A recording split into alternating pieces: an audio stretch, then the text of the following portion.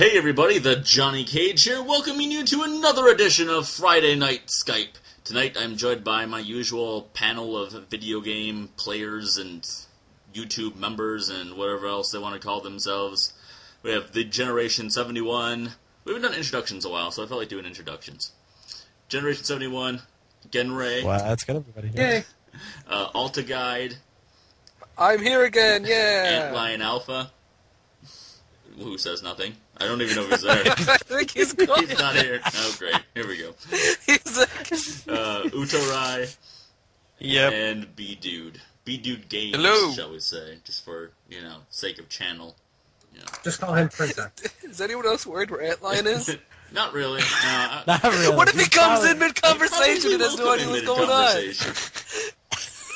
We'll just let him know that we're in the middle of something. Good job. Now I gotta restart. Good job. No, we're fine. We're fine. No, Okay, we're going with this. All right. So, Close your professional podcast. all right. So tonight's guest is relatively new to the Let's Playing community.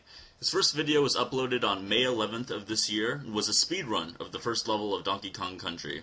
This would begin a series of speedrun videos based off the game, followed by a number of pickup and collection videos.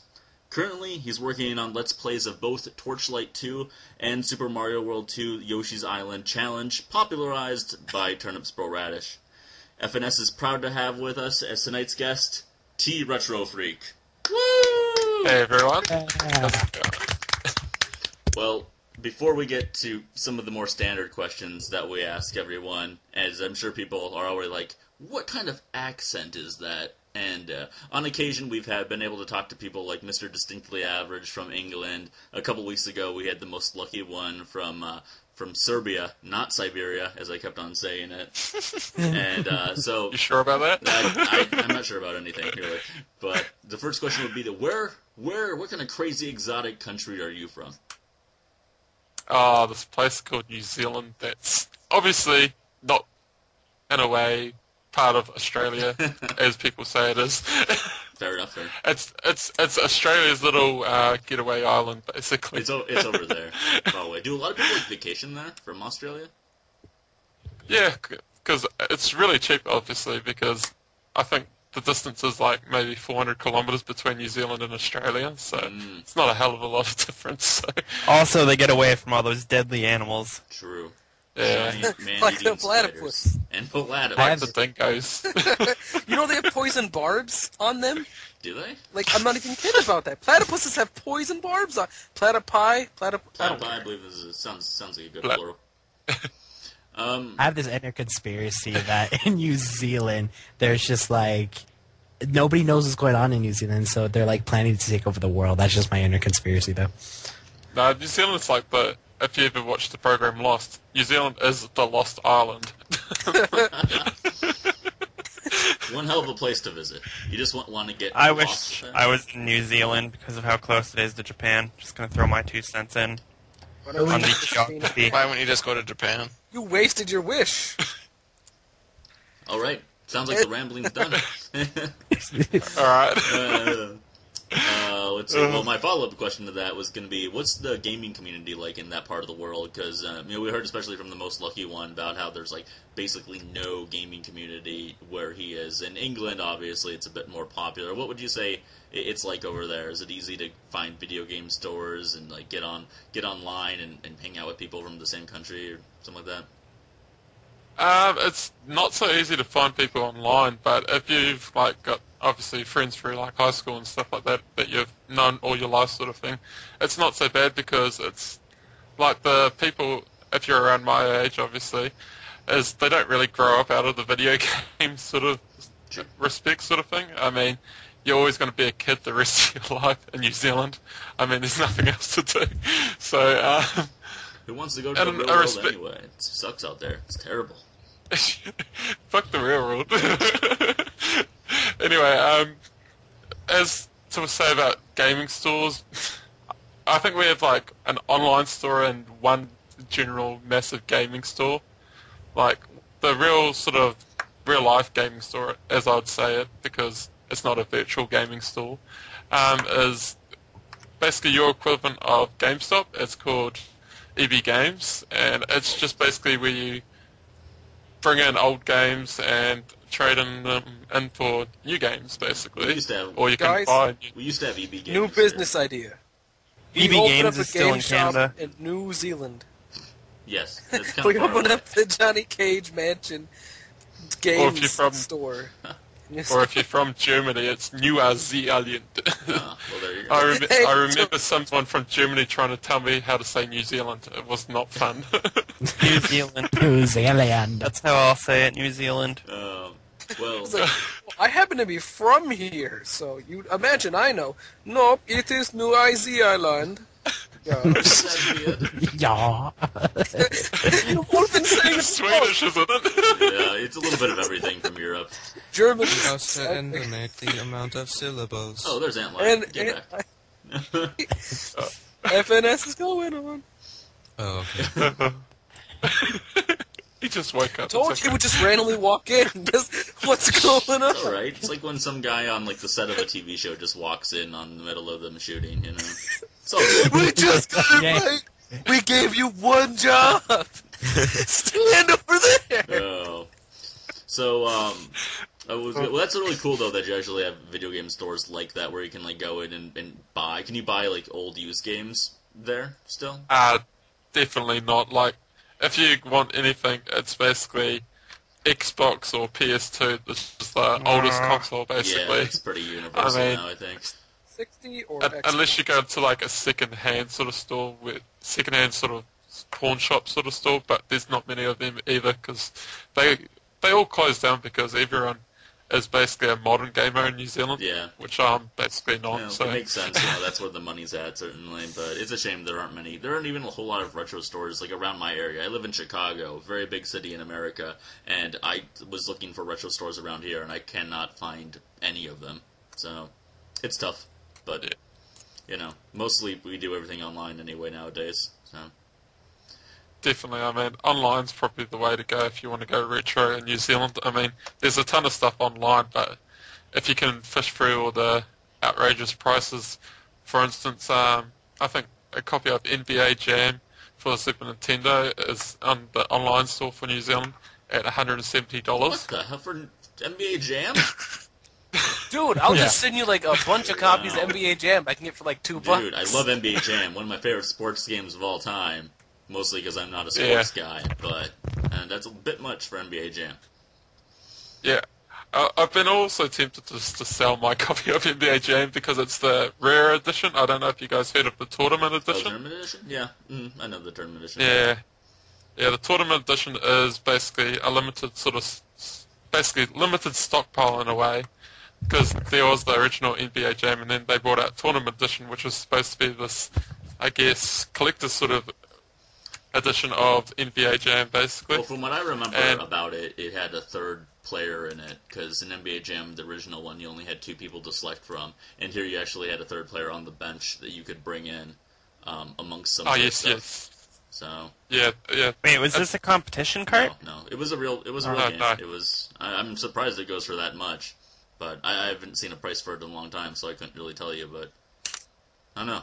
Well, I'm just glad that Super Mario Duck Hunt doesn't cost a lot. I mean, all you really need is that in your set. Yeah, that's the start of anyone's gaming career, I guess. Retro gaming, I guess. Yeah. Hey, me and Uto have started a collection of, old style games, and I've been basically, in a sense, trading a bunch of NES games that are worth a lot of money for a rare GameCube game so far. He traded me Super Mario RPG, Mario Brothers 3, Super Mario World, Clash of Demon Head, and Ninja Turtles 3 for Pikmin 2. And F-Zero. And F-Zero. I think I got the better end of the deal there. Was it pretty? I was just going to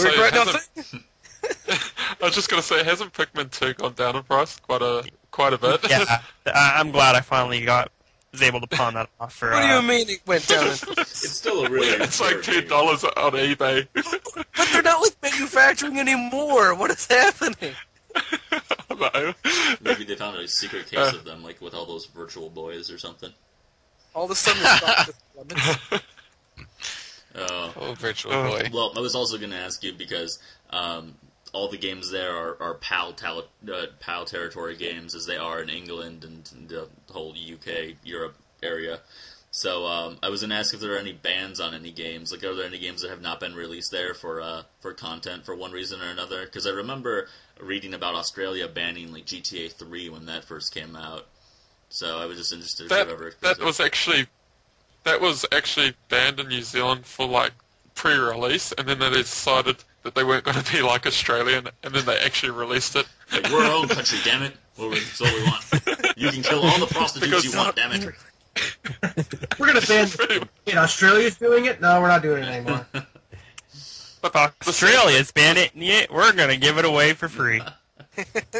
Al, we'll give you a real prostitute so you can kill him. Well, the sad thing about that game is it's now so ridiculously cheap on basically going through like EB Games at the moment. Mm-hmm. I mean, it's $1.50 for a complete copy of it. I mean, the game sold millions upon millions of copies worldwide. So yeah. Now what you do is you buy 1,000 of those games and you take them to Australia and you sell them for $50 each because they have no idea what it is. You know if it's still banned in Australia? No. It probably is actually. Yeah, probably is. Someone's probably importing them and making a big profit from it because video game black market. Hey man, it's like, you like watches? How about NES games? You know, that is something I wonder about. Is there a black market for video games where they're banned? Of course, you kidding me? Of course there is. There's got to be. Alton knows about it. He's kind of in it. He's kind of in it. He runs it. Yeah, I secretly am like a genius. No one even knows it. Sounds legit. Not even yourself. I cook chicken for a living. I don't think I can manage black market business. What about watermelon? Wow, he's still in for Dilly tonight. Jeez. That was like the best. We had to edit out everything. Oh. Anyhow, getting back on topic, not the racist topic, but yeah. So we were talking a couple nights ago or last night, I forgot when it was. But we were talking about video game collections and the fact that you were starting to sell off your Super Nintendo games. Yeah. And then you told me, I was like, oh yeah, I know how it is. You know, some of those games you never play. I've got 91 Nintendo games myself. And then you really blew me away by saying that you have 400 plus complete Super Nintendo games. Yeah. So there's got to be a story behind that. How does that happen? Like, how do you actually keep everything from the game, you know? Because, I mean, those were just boxes. Those were just trash. Just throw them away. I don't have boxes to any games at all. So, how did you manage to do something like that? I mean, basically, when I was little, my parents basically, I'd hate to say it, but they were hoarders. Like, I'd say, I don't want this game anymore, can you go trade it? And they're like, oh no, you'll want it later on in life, blah, blah, blah. And I was just like, hey, they were right. They were right. They were. Yeah, I'd hate to say it, but they were right. But, like, I think when I started collecting video games is basically when I got introduced to Trade Me, which is the equivalent of eBay.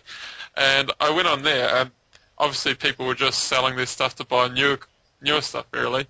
And obviously, like, a Super Nintendo complete game, well, pretty rough copy sometimes, but was going for like $2 to $3, and I was just like, because I was working at the time, I was just like, I'm just going to buy that, I'm going to buy that. And then I found a list of all the Super Nintendo games, and I was just like, that's what I'm going to do, I'm going to collect Super Nintendo games. And I got to the point where I had about 450 around 450 at the moment, I think. And I was just like, this is getting to be a bit too much. I mean, in a way, like, you're paying for Super Nintendo games either through Trade Me or eBay, and you're paying all these ridiculous prices for them now. I mean, don't get me wrong, if it's a good game, I'm willing to pay the price, but if it's like, maybe NFL Sports something or other, I'm not going to pay $50 for an NFL Sports game sort of thing. I have a question. How strong is the American dollar in New Zealand? It's actually near enough the same to the American dollar at the moment. I mean, I think it's like 60-something cents. It wouldn't matter anyway, Aldo, because they're all PAL games. Yeah. It was weird though because like in 2000, obviously, it was basically double the New Zealand dollar. So that's interesting. it's all of a sudden just gone down in price. I mean, the one that I really hate to get stuff from is from obviously Britain because their global pounds is like so superior to any sort of money in the whole entire world. I mean, Yeah. people are like, I bought this for £1. £1 is $3 in New Zealand. So That's gonna be rough. Yeah. yeah. Well, I didn't want you to name all of them off, as we discussed before. I'm not going to put you through that kind of torture to name off all the games, Jeff. But this does lead us to the question that we ask everybody, which is, what is your favorite game of all time? You got 5 seconds to answer, or it defaults to Donkey Kong ET on the Atari. Donkey Kong Land 2. Donkey Kong Land 2 for the Game Boy? Yep. Wow. Oh no, for not the Game Boy, the Super Nintendo version. It was my very first game, and it was the most played game out of my whole collection. Oh, so you're talking about Donkey Kong Country 2. Yeah, Okay. sorry, yeah. No, that was also Noxus Bulgar's favorite game of all time. But yeah, I think the thing that attracted me it's like I'd watched like sort of like TV reviews at the time of Donkey Kong Land 1, and I'd played it through my mate's Super Nintendo, and then when I saw that number 2 was coming out, I was just like, I've got to have that, and I've got to get a Super Nintendo just to play that game. So, and I obviously got it from my parents for my birthday, early birthday present. I think it was like 4 months in advance. So, I just made up like sort of the thing that to my parents that this was the game to have, and I need to have this game to be cool, sort of thing. So it was a pretty amazing game. It really, I remember playing it very heavily when I first got it, too. Yeah. Mind you, when I had a look at the sequel to Donkey Kong Land 2, Country Free, whatever, it's not as great, in my opinion, the number 3, if you guys ever played it. I mean, I just don't have the motivation to play that game as much as number 1 and 2. I mean, it felt uninspired, kind of, for the most part, I would say. Yeah. It kind of looked more like a Game Boy sort of version of the game than an actual like Super Nintendo game, because the graphics weren't as appealing as the other two, in my opinion. Yeah, I don't know what it was really about that game. Yeah, there's something. It might have been the graphics to it. It didn't feel like a Donkey Kong Country game. It didn't help that they had that stupid little baby monkey in it that was just super annoying. Oh yeah, no one liked. Baby Donkey Kong or something or other. Yeah. And I think that the other reason why I like Donkey Kong Land 2 so much is that I was like the only person that I knew in my whole sort of neighborhood that had that game. So like everyone would have like Sonics because Sonic was such a popular thing in New Zealand, because Sega was highly sort of sought out into New Zealand, whereas Super Nintendo was basically extinct already. So Sega. Well, you had the influence of the Master System. Did you ever have a Master System yourself? I actually didn't buy a Master System until I was like 18 years old, just to try it out, and then I realized how bad it was. Yeah, I've never gotten the chance to play one yet. I mean, most people in America, I don't think, unless they're really like hardcore retro gamers, and otherwise they're hard to come by. Oh, they're literally in the trash cans of New Zealand at the moment. Well, there you go. There's your synopsis of the Master System for you. So, well, I'm not going to ask you to name off all the games that we know your favorite, but are there any really awesome titles, maybe some like underrated titles that you really enjoy in your collection that you might want to mention to the people of the world? Maybe games that only came out in the PAL territory? One really underrated game that basically a lot of people forget about is the Harvest Moon. Harvest Moon was such a awesome game. I mean, if you like farming sort of like, grinding games in a way, like you just keep doing the same thing and over until you get better and sort of stuff. That's the game for you. I mean, that's the sort of games that I really like playing. I mean, I like sort of grinding to the point that I've got everything 100%, obviously. And, I mean, another version of that was Secret of Evermore. You guys probably got that game, but we got that. it was like introduced the same sort of time as Secret of Mana and Chrono Trigger, so it got basically no sort of feedback in a way because like obviously there's no sequel to Secret of Evermore, and in my opinion it beats Chrono Trigger and beats Secret of Mana any day. But really, those are some strong words right there. And fighting words. I just like the idea of being able to go into 4 different worlds with your dog. I mean, a man and as a dog. It's a pretty cool story. Classic tale. Classic tale. Yeah. Oh. And not to mention all the comic sort of references that game makes. I mean, it's quite funny. Yeah, a game with a good sense of humor about itself is definitely a lot of fun. It's one of my biggest draws to a game like Legend of the Mystical Ninja that I've got to get back on playing soon enough, and I will. I'm looking forward to that. I should definitely write for video games then, because I can do good humorous dialogue. Absolutely. So I'll be like, I'm here to please Johnny. I like this dialogue. It pleases me. And it's okay. But it's funny you mentioned the Harvest Moon series because those games have gone on forever and ever, and there's just such a charm to those games that you can't really explain. And it's definitely not a series for everybody, but when you do play them, you're like, because I've got the Game Boy version, and I remember when I was younger, probably like the late '90s, looking for the Super Nintendo version, which is a very expensive Super Nintendo game now. Could never find it, but I still got the Game Boy version, and I'm like, I don't know what I'm doing, man. I got a tool shed, and underneath it there are a bunch of gnomes that grow mushrooms. That's all I know. But yeah. I kind of like the simplicity of it, at least, is that version, because then the other versions, after that, for the Super Nintendo and N64, they get really complicated with all that you can do in it. Yeah, I like the simplicity of the Super Nintendo versions over any of the other ones. I mean, a lot of people always think that Harvest Moon started off with the N64 because, obviously, that Harvest Moon was so rare on the Super Nintendo to find. It basically didn't actually get noticed that it first came out on the Super Nintendo. Mm-hmm. And, I mean, for the Super Nintendo version compared to the N64, I think the N64 has just complicated the simpleness of that game and made it harder, in a way. Yeah. I mean, yeah. I didn't enjoy anything after that of Harvest Moon. I mean, I haven't tried the Game Boy version, so don't get me wrong. I'm not too sure if it's the same as sort of like the Super Nintendo, but a bit duller graphics sort of thing. It might as well be the Super Nintendo version, but very, very dumbed down, for Game Boy purposes. So one of the things I liked about the game is that you could beat the game and then you could replay it again and go through the other storyline of the other woman that you decide to pick, sort of thing. Because there were like 3 or 4 different women that you could pick from. So. Yeah, they didn't even have the marriage aspect to it in the Game Boy game. They didn't even have a town. You just kind of left your farm, and then you could just select a stage select kind of thing of what shop you wanted to go to, and it's just okay, I need to buy some seeds, or I need to buy some cows or chickens, or something like that. It's very, very basic, but interesting series.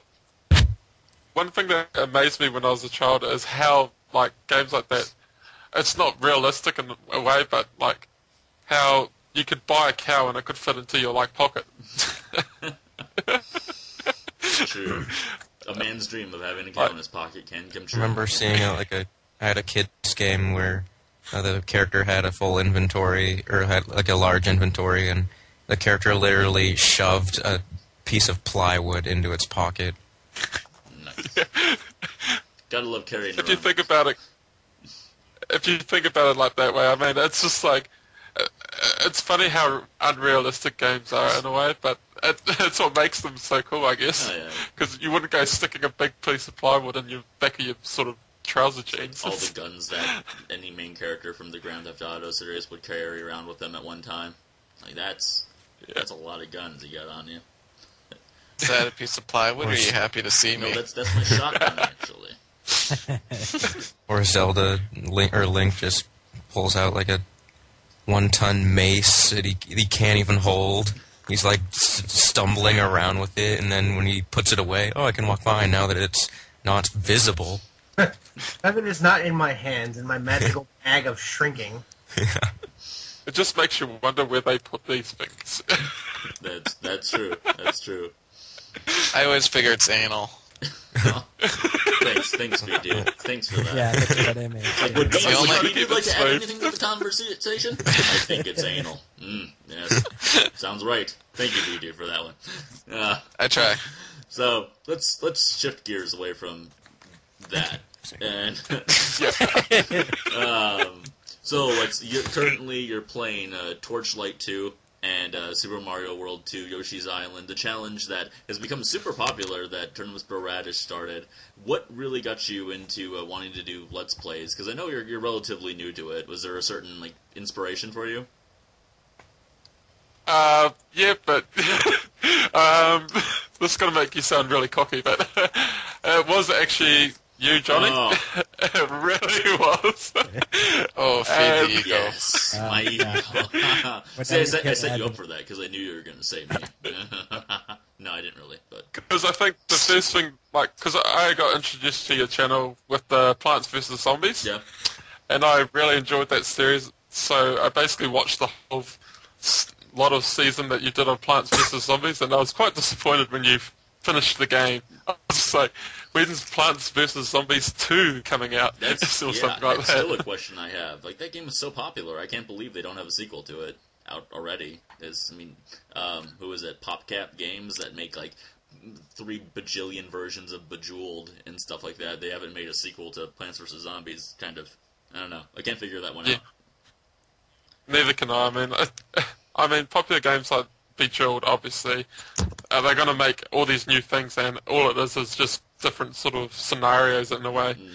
It's just like a different story because you're still playing Bejeweled in a way. Yeah, well, it's those games. I don't know why. I don't know how to categorize them any better than to say they're games, especially for chicks that aren't really gamers, but they like playing games.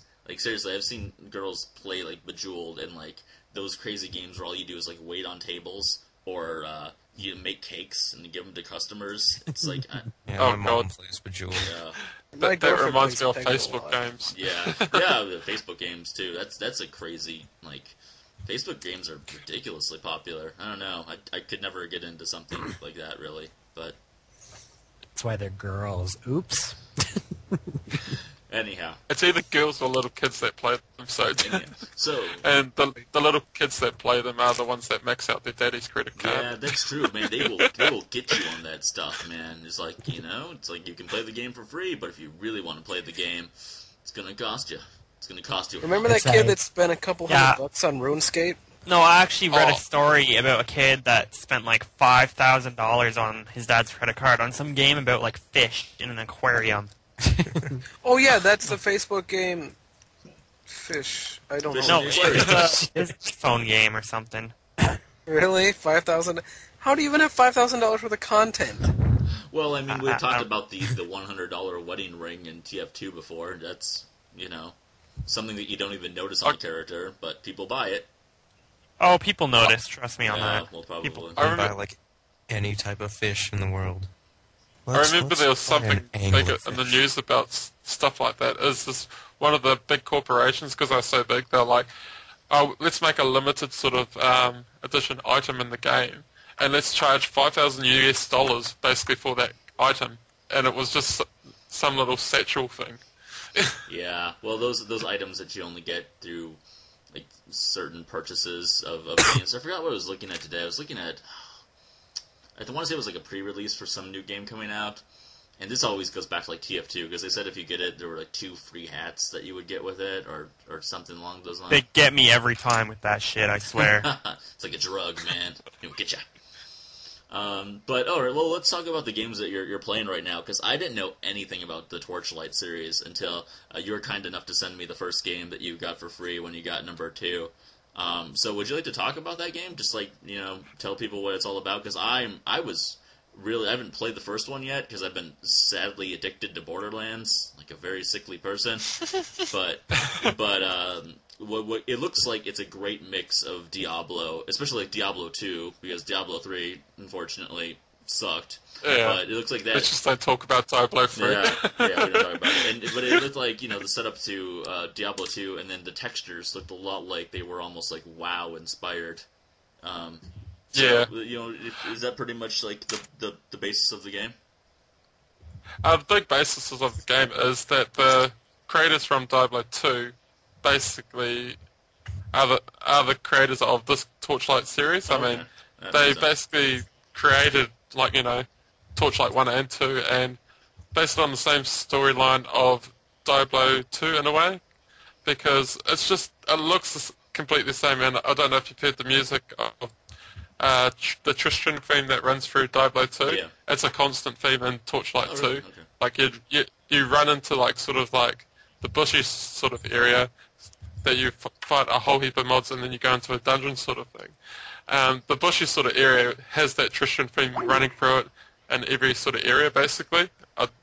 I've actually just noticed that now, and people have been pointing it to me, and I'm just like, I actually didn't notice that till now. And the other thing is basically, like, the playing style. It's a hack and slash sort of game like Diablo 2. You basically just use your mouse and click around, basically, and use your quick keys like 1, 2, 3, 4, 5, and stuff like that. Oh. And it really isn't a complicated game. I mean, the storyline, like Diablo 2, in a way, you never really got the storyline till you played it next time through, because you're just too busy trying to kill enemies and stuff like that. You're just like, I'm just going to go smash some sort of enemies, screw the storyline, I'm just going to clock the game and then care about the storyline sort of thing. So, and in that sort of respect, I mean, I haven't fully completed Torchlight 1, but there is no real storyline to it, because it loses its plot basically halfway into Act 2 in Torchlight 1, and it really is just about getting new weapons and stuff like that, and having fun, killing stuff. Yeah. Well, that's how... And the cool... No, go ahead. One of the cool aspects that Torchlight 2 has brought in that was very popular in Diablo 2 is the online sort of system. Like, you can re-roll a world. Basically, if someone joins your world, it's re-rolled for them. So if you've cleared stuff, it's re-rolled for them. But if you're in the same area, it's obviously going to be the same sort of thing. No. So if you've cleared a few mobs already, they're going to see that you've cleared a few mobs. But if you haven't got into an area that they have or something, it's just going to be completely new. Whereas in the single-player version of it, it saves where you're up to. So whereas Diablo 2, it never saved where you're up to. You had to keep killing them over and over again. I kind of like that, though, just because I'm really addicted to level grinding in games. I love just, like, going back and replaying the same area, as long as I'm getting, like, a decent amount of experience from doing it over. But if it's redundant, then I won't bother with it. But, yeah, I have a real issue with level grinding in games. Just, I don't know why I have so much fun. I think one of the games that basically got me started on level grinding was Secret of Evermore.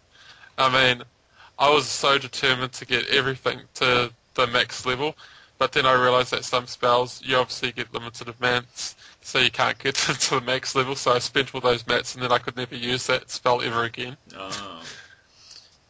Yeah.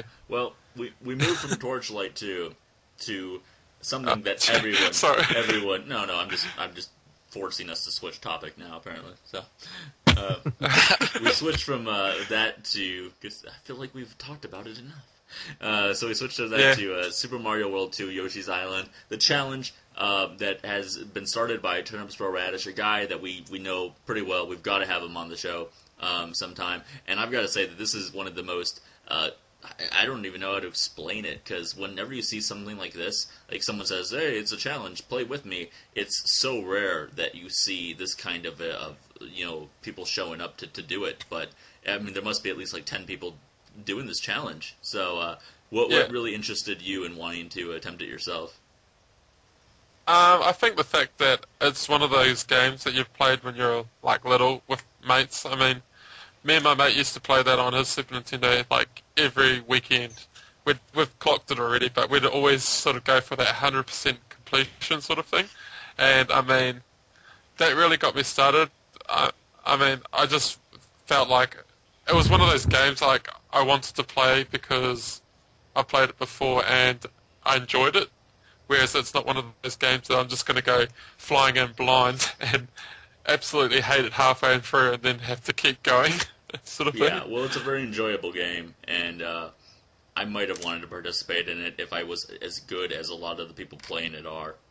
especially Generation ruining everybody's fun. Yeah. Hey, what can I say? I like rubbing it in people's faces. We're all having a good No, time. to be completely honest, it's just like a little spoiler for anybody who's actually watching it. The last world I actually 100% complete is World 2, and then I'm pretty sure I got a decent lead on Flowers, so then I just start speed running the last couple of worlds, just to give you guys a chance, making the competition. Thanks. Those words are greatly appreciated. Stop, how many times have you died? How many times have you died? Completely, I think up to the point only 4 times, and 2 of those were one stupid special stage, which is still pissing me off. But yeah, I remember that. You got so pissed off with that one. Yeah, it's just like, God damn it. Well, at least you had that torture or suffering. That makes me happy. Thanks, Johnny. I appreciate that. It's like at least you're suffering a little bit. That's the important part. It's a learning experience. Anyhow. I knew something. But yeah, it's fun, whatchamacallit, getting all the people together. That's why I wanted to, join in, just because it'd be funny to, or not funny, but fun, just to, put yourself against other people. Yeah, sorry. I'm rubbing it in more. I'm sorry. I'll just shut up. Yeah, I'm the guy who thinks that. No. That's alright. I mean, I've obviously played it before, so I kind of feel bad for those people that are playing it blind, because... Yeah, right. Yeah. But I don't know as many secrets as you do, obviously. But that's part of it. It's just like, oh, here's a secret, here's a secret. It's not really a race, but you can almost look at it as if it was like a major city hosting like a giant race, because there are people that just do it to do it. Like they've never completed the game before, just like they've never maybe completed a giant race before, but they just want to do it. And then you have the people that are like, they know in their head that they have a very good chance of winning it, and so they're going to go like all out because they know all the secrets and everything like that. So, but everyone's having fun, and it brings everyone together, and that's the point of it when it comes down to it. So, it's really awesome to see, because you see, like, it's so hard to get people involved, in the YouTube community to be doing something, and then that just blew up, and that's amazing. So we'll have to talk to Turnips about that if we have him on here sometime soon, and we'll force him. Damn it. Will be. Yeah, we'll like force him down and put a mic beside him. We know he's a really busy guy, but he'll be here. He will one day. Someday we'll bribe him. We'll do a Skype so he can be here. Well, speaking of speed running, or I guess Generation was speaking of speed running. You started with speed running. You had done some of the levels of Donkey Kong Country, and just before tonight, you were mentioning to me that you had this idea for a new series, and I don't know if you want to disclose that now or not. It's up to you. I can disclose it now, I don't mind. I mean, the series is going to be probably in the next week or so. It's going to be speed runs, but with a twist. I mean, it's not going to be, let's do a whole sort of area of a game sort of thing. But it's just going to be like one level of game, but there's going to be a twist to it. So, in other words, like, let's go play sort of Donkey Kong Country, and basically you are not allowed to kill any of the mobs, or you have to basically collect all the bananas, or something like that.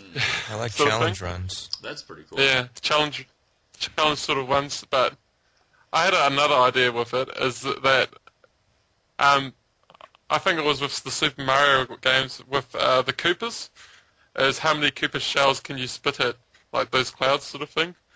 Sort of like, you got to, whenever you see one of those cloud things, you got to spit a Koopa sort of shell at it. One of those cloud things like that Lakitu sits in?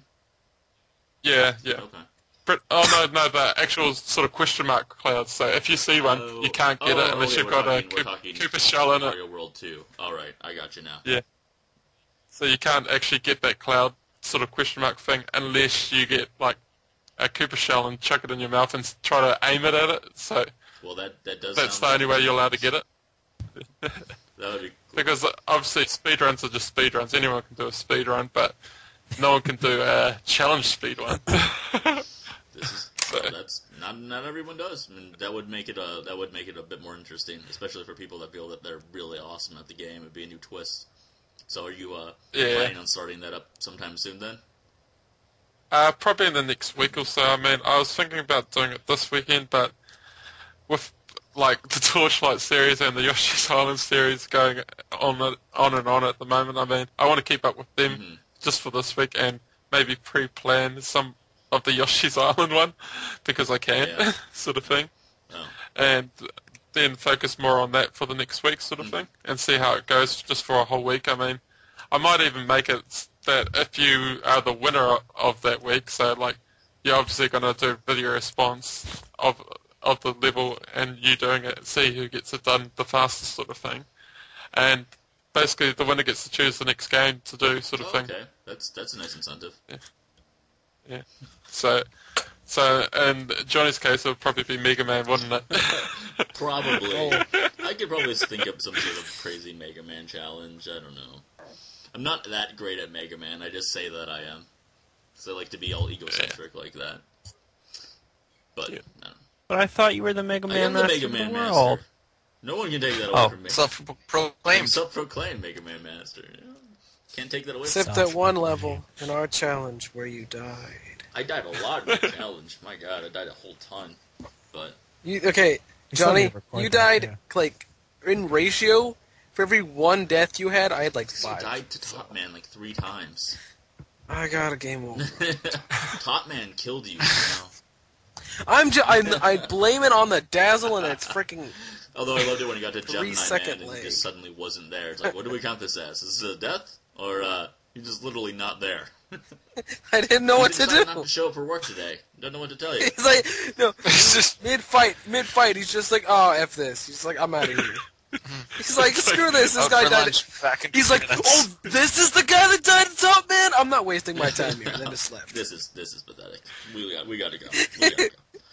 Yeah, well, we'll see what happens in the future. You know, it might just be that Mega Man race that we've been talking about. And I know Generation really wants to do it still. Oh, yeah. He's like, I got that hankering to try to beat me. I've been practicing. And I'm ready for it. Like, since everybody's been talking so much crap about this Yoshi Island, I figured, I would, try a game that I haven't really played. So I was just like, and still beat somebody at it? Yeah, you gotta What Mega Man do you want to play? Remember that time you beat me at Brawl? Oh, wait! Hey, we still got a rematch. Denry has something to say. Go ahead. I was just going to say that I'm ready to come in second place again. Second place ain't bad. Could be worse. Second place is better than last. This is true. I don't know. Do you have a lot of experience or any experience with Mega Man games, Mr. Retrofreak? I haven't played one Mega Man game ever, so it's got to be a blind for me if you win. I'm right there with you. Well, I mean, Super Nintendo, you have 400 games for the Super Nintendo. You've got to have one of the Mega Man X games, I would assume. I have Mega Man X, I think the original one, actually. Just the normal original Mega Man for the Super Nintendo, and that's it. Hey, that's a really fun game, though, too. I mean, it's more difficult, in my opinion, and it's definitely a lot longer, but it's a solid game. A lot of people would say it's their favorite Mega Man game. I don't know. I like the classics, but maybe one day I'll get a chance to try 9 and 10 on the Wii, or that would be a good reason for me to just get a Wii U in general, just so I can finally play 9 and 10. Wii U. Is that your overall opinion on the system? Let's just say I'm not going to buy one. Well, what reason? Why not? Wii U seems like a waste of money to me at the moment because you pay for a controller that is nearly worth as much as the system. It's a nice controller, though. But Pikmin 3! Pikmin 3! It'll eventually come out wrong. Sounds like allegiances have changed over time. Are you still like a Nintendo guy or Nintendo / PlayStation guy? Slash PlayStation. Yeah, that's it.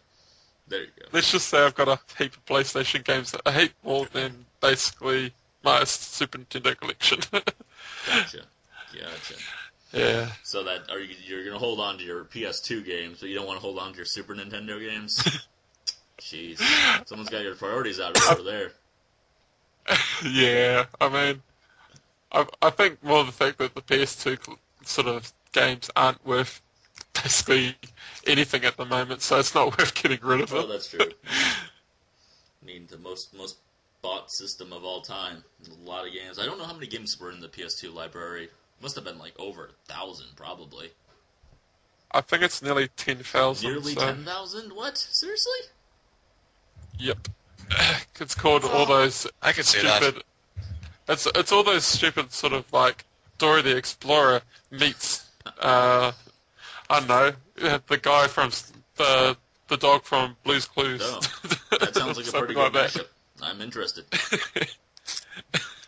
Deathmatch. Deathmatch of Nickelodeon cartoon characters. Go. So are you holding out for the next thing from PlayStation or Microsoft? Well, probably not Microsoft, I guess. I would assume. I'm not really a new gen gamer. I mean, the only thing new I've really got is basically the Steam games. Yeah.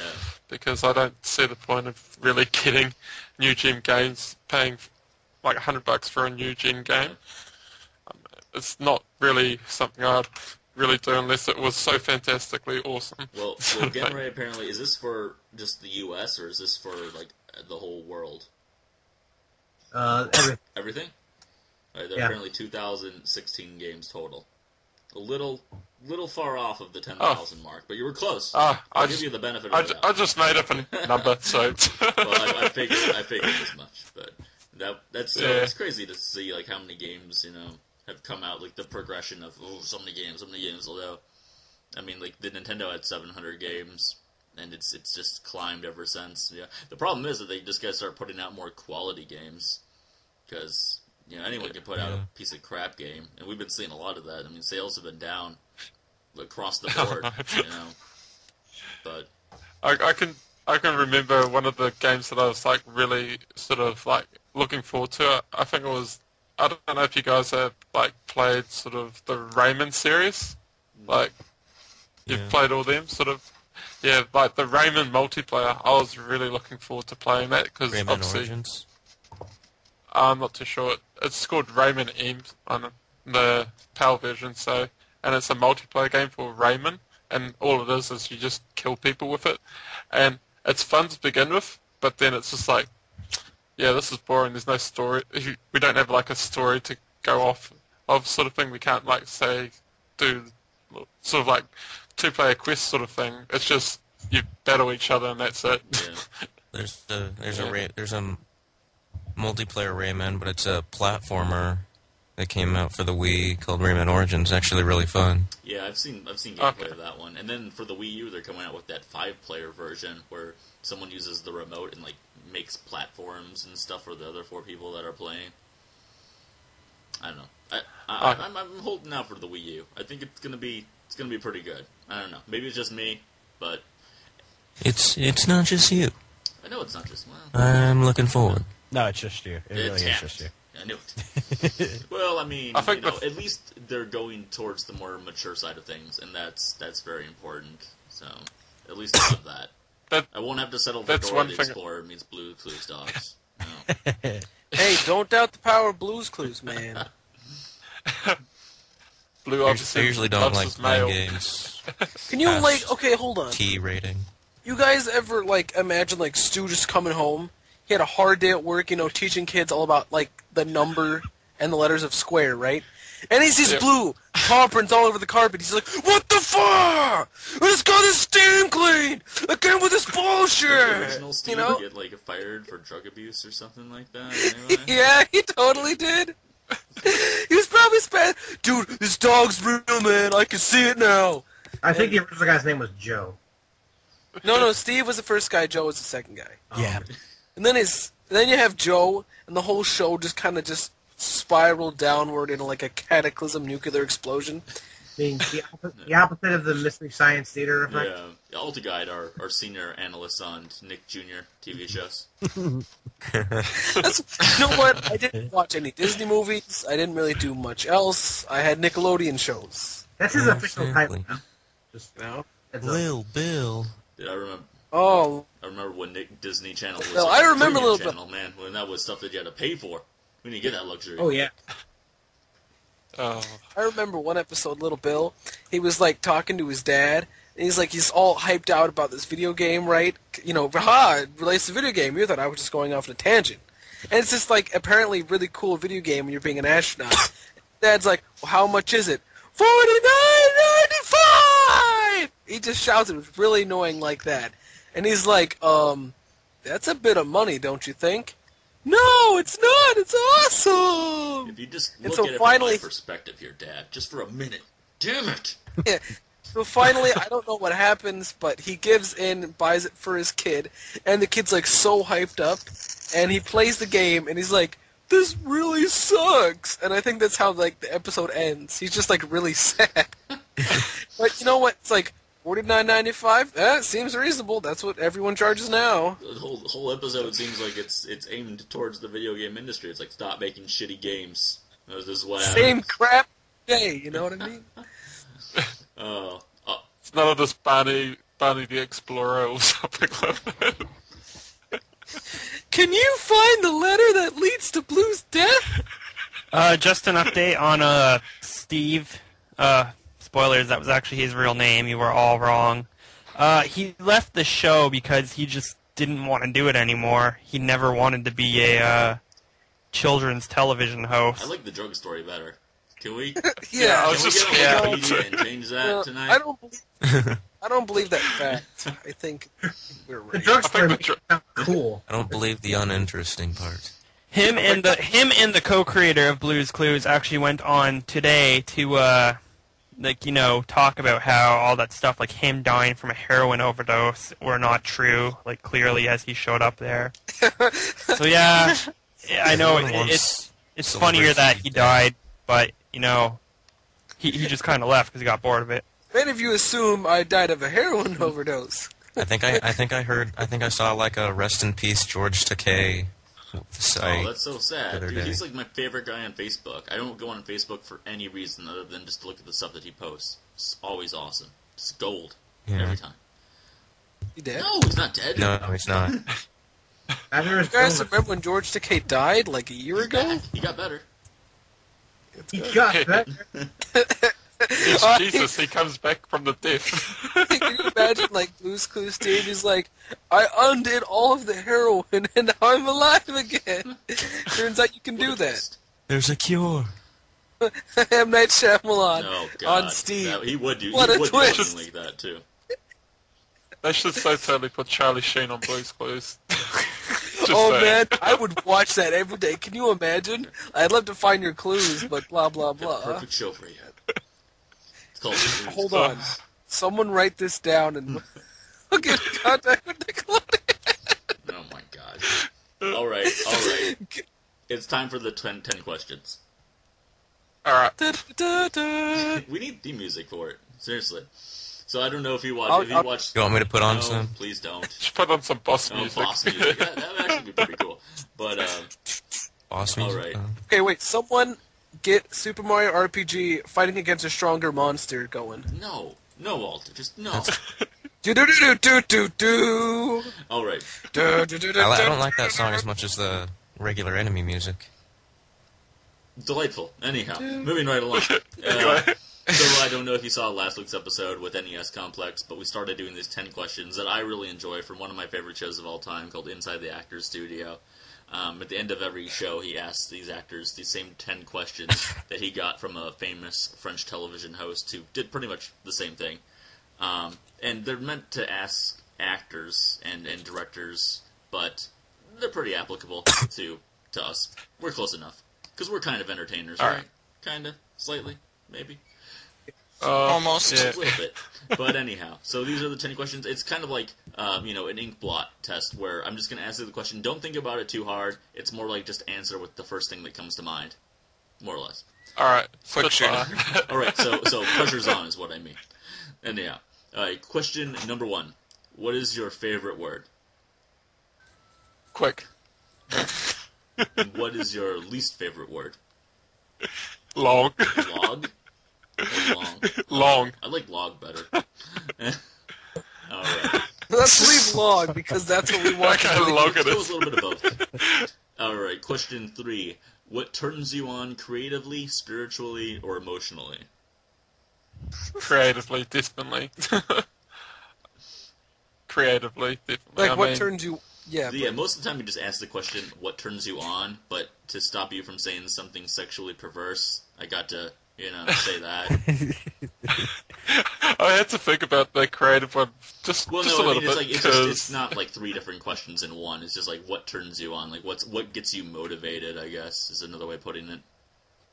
Yeah, we probably should put it that way. Yeah, probably just like how interesting people sort of, like, creatively, I mean, it turns me on, I guess. Just a way of people go around doing different things compared to other people, sort of thing. And then... So exploring new aspects, sort of thing. And what turns you off?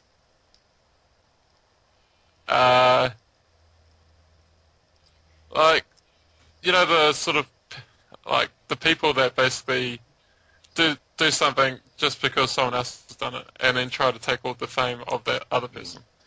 Now, everyone's favorite question, question 5. What is your favorite curse word? I hope we haven't got any Canadians here. We don't know. We have 2 Canadians here. Technically okay. 1. They don't count. Go. Cunt. All right. Oh, I hate that word. I love it when someone actually gives an actual swear word, though. I kind of do appreciate that. Wait, what does that have to do with Canadians? I'm confused. I don't know. I remember there's like this thing about it that you can't say cunt in Canada or something. Good old Canadian. Are we going to be allowed to post this? I don't know. We'll see what happens. Don't. All right. Question number 6. What sound or noise do you love?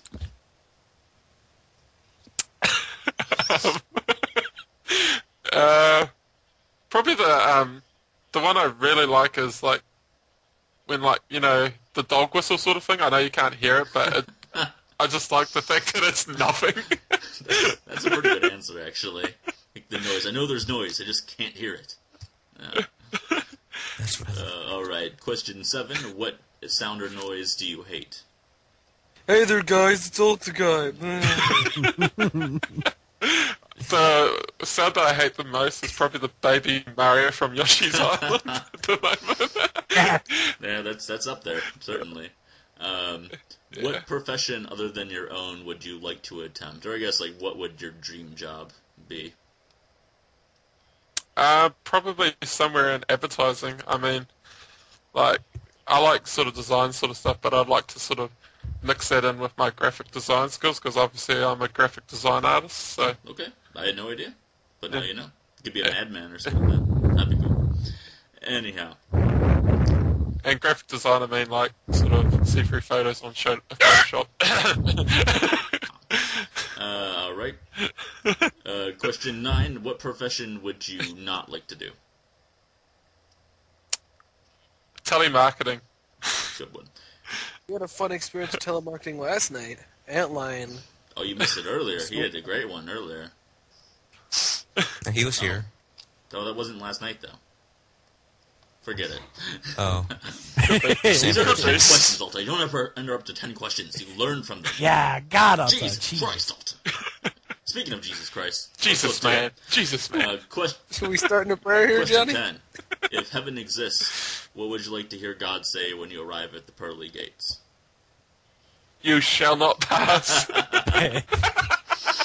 All right, there you go. The 10 questions with Tretrofreak. Guy who digs rejection. And that's pretty much going to wrap up the episode. So I want to thank Tretrofreak for being here, being an awesome guest. It's always great when you're able to just tell us everything that you want about yourself and go on with an interview for a long period of time. So thanks a lot for being here. That's right. This has been FNS and all of the crazy people that are involved with it.